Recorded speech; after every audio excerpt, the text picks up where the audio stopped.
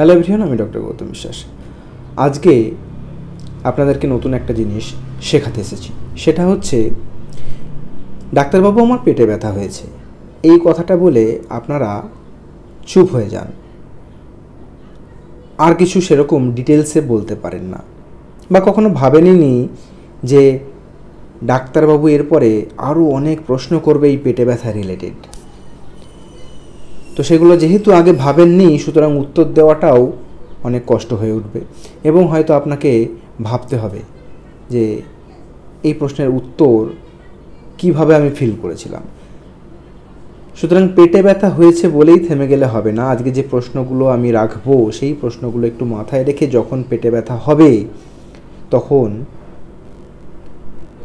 এই প্রশ্নগুলো মাথায় রেখে পেটে ব্যথাটাকে আপনি ফিল করবেন এবং ডাক্তারবাবুর কাছে যখন যাবেন সঠিকভাবে আপনার পেটে ব্যথাটা ঠিক কেমন সেটা উপস্থাপন করবেন।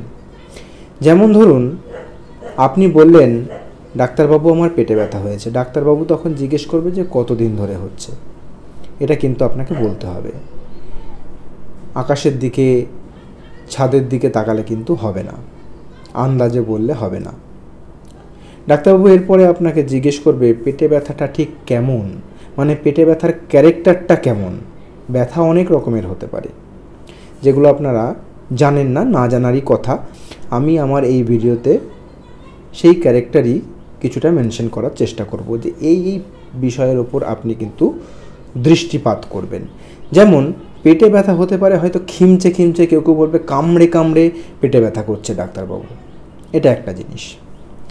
কেউ কেউ বলবে না ডাক্তারবাবু কেমন যেন একটা হালকা টসটস করে ব্যথা করছে।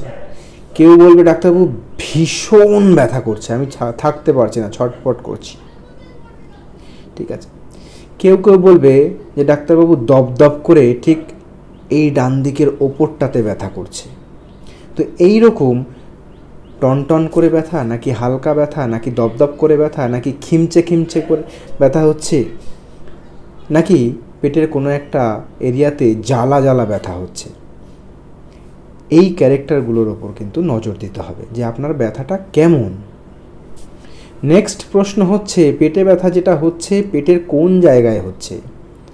একদম মাঝখানে, পেটের ঠিক উপরে, নাকি একটু ডান দিক ঘেঁষে ওপরের দিকে, নাকি বাঁ দিক ঘেঁষে ওপরের দিকে, নাকি নাভির চারপাশে, নাকি আপনার পেটের নিচের দিকে মাঝখানে, নিচের দিকে ডান দিকে, নাকি নিচের দিকে বাম দিকে, কোন দিকে হচ্ছে?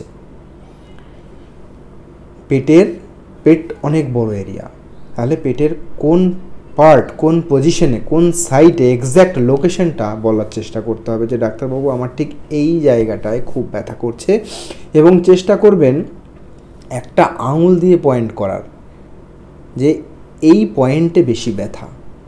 তাহলে আপনার রোগ নির্ণয় অনেক সহজ হবে, চিকিৎসাটাও সঠিক হবে। এরপরে ডাক্তারবাবু আপনাকে জিজ্ঞেস করতে পারেন যে এই যে আপনার পেটে ব্যথা হচ্ছে, এর সাথে কি আপনার বমি বমি ভাব বা বমি কিছু হয়েছে? এটাও কিন্তু মাথায় রাখতে হবে। বা বমি যদি হয়ে থাকে কতবার বমি করেছেন, সেই বমির সাথে কি বেরিয়েছে, খাবার নাকি জল নাকি পিত্ত, সবুজ সবুজ তেতো তেতো একটা ম্যাটেরিয়াল অনেক সময় বমির সাথে বেরোয়। যদি সেরকম কিছু বেরিয়ে থাকে সেটাও লক্ষ্য রাখতে হবে। এবং আপনি যে বমি করলেন তার ভলিউম কতটা, অল্প নাকি অনেক, এই জিনিসগুলো কিন্তু মাথায় রাখতে হবে। এরপরে ডাক্তারবাবু আপনাকে প্রশ্ন করতে পারে যে পাতলা পায়খানা বা কষা পায়খানা হচ্ছে কিনা, মানে আপনার যে নর্মাল পায়খানা একটা হয় সেই নর্মাল জায়গা থেকে পায়খানাটার কোনো ভ্যারিয়েশন, কিছু চেঞ্জ কিছু হলো কিনা। এটাও কিন্তু একটা ইম্পর্ট্যান্ট তথ্য যেটা আপনি আপনার ডাক্তারবাবুকে দেবেন। তাছাড়া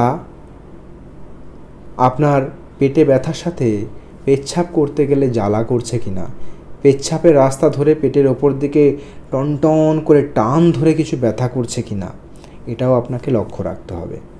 এরপরে আপনাকে লক্ষ্য রাখতে হবে যে এই যে পেটে ব্যথা, অনেক সময় পেটের ঠিক ওপর দিকটাতে মাঝখান বরাবর ব্যথা হয় এবং এই ব্যথাটা একটু বুকের দিকেও যেন অস্বস্তি প্রদান করে।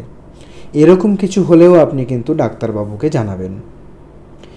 কারণ এই যে পেটে ব্যথা হলো, সেই পেটে ব্যথাটা যে সবসময় পেটের কোনো রোগের জন্যই হচ্ছে সেটা নাও হতে পারে।